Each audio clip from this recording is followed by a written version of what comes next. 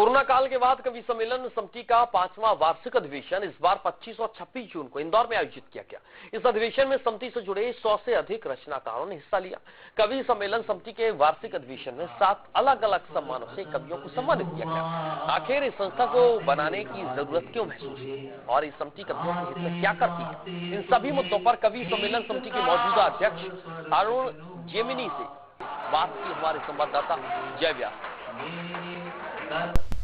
इंदौर में कवि सम्मेलन समिति का 2 दिवसीय अधिवेशन शुरू हुआ है आज से ही, और कल इसका दूसरा दिन है। कवि सम्मेलन समिति के जो अध्यक्ष हैं वो मेरे साथ हैं, अरुण जेमिनी। उन्हीं से जानते हैं समिति के बारे में ज़्यादा जानकारी। सर, ये क्या समिति और इसका क्या उद्देश्य है, लोगों को जानकारी नहीं है इस बारे में। दरअसल क्या है कि कवियों की कोई भी रजिस्टर्ड संस्था नहीं थी, तो नीरज जी, गोपाल दास नीरज जी ने हमें एक बार मीटिंग में कहा कि इस तरह बनाओ, तो एक संस्था बनाई। धीरे धीरे उसको 6-7 साल हो गए, तो एक धीरे धीरे कवि जुड़े सब, तो अब लगभग 100-150 कवि हमारे साथ जुड़े हुए हैं। तो इसका उद्देश्य दरअसल क्या है कि सिर्फ कवि सम्मेलन इसका उद्देश्य नहीं है, कवियों का के प्रति समर्पण इसका उद्देश्य है। जैसे किसी कवि के साथ कोई घटना घट जाए तो हम उसे आर्थिक सहायता दें, कवियों की कोई बात सरकार तक पहुंचानी हो तो वो हम अपनी बात पहुंचा सकें।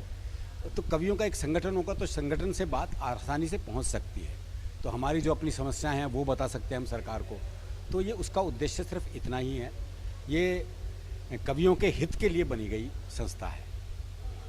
तो हंसी और खुशी दुनिया की सबसे महंगी चीज़ है, और जो आप फ्री में बांटते हैं कहा जाए, तो उसके बारे में भी यहाँ चिंतन हुआ, कैसा होना चाहिए, क्या गाइडलाइन होना चाहिए। हाँ बिल्कुल, हर विषय पे चर्चा होगी यहाँ पे।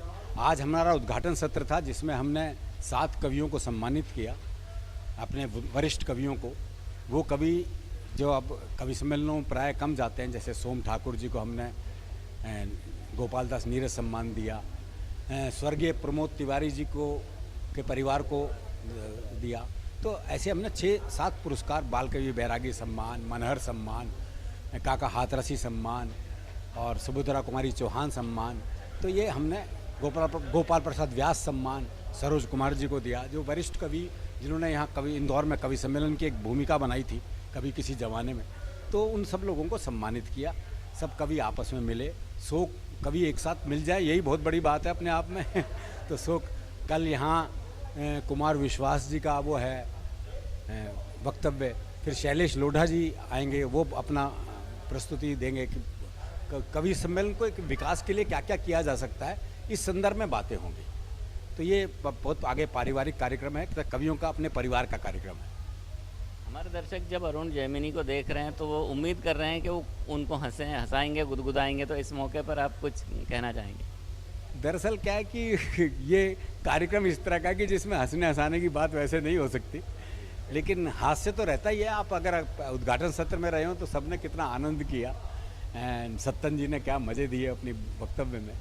तो भाई कवियों को इकट्ठा करना ऐसा ही है जैसे मेंढकों को तोलना, बहुत मुश्किल काम है। ये मुश्किल काम इतनी आसानी से हो रहा है, ये महत्वपूर्ण बात है इसमें, और इस पे आप हंस भी सकते हैं, ये महत्वपूर्ण बात कैसे हो रही है। कवियों की एक खासियत है कि बात बात में कब वो हंसी की बात कह जाएं और आप उसका आनंद ले पाएँ। जैसे कि मेंढक तोलना दुनिया का सबसे मुश्किल काम माना जाता है, और वैसे ही कुछ अरुण जी ने कहा है। तो कवियों के आनंद लेने वाले की ज़रूरत है, देने वाले तो काफ़ी उदारता से देते रहते हैं। कैमरामैन सिराज के साथ जय व्यास, सहारा समय, इंदौर।